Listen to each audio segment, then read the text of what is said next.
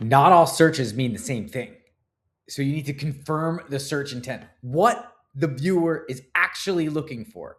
So common search intents are tutorials, how-tos, explanations, comparisons, checklists, walkthrough. So if you're shooting a video, this high level, why is YouTube SEO important, for example, and someone wants a walkthrough of exactly what buttons to press, the keywords might be the same, but the intent is completely different, and one video is going to tank. So you need to be very careful that your intent is throughout the whole thing, right? So it's consistency that matters. Keywords don't rank themselves.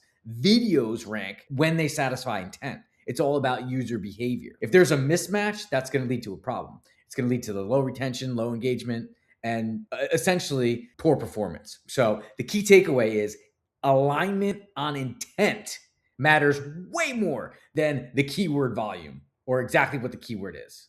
So keep that in mind.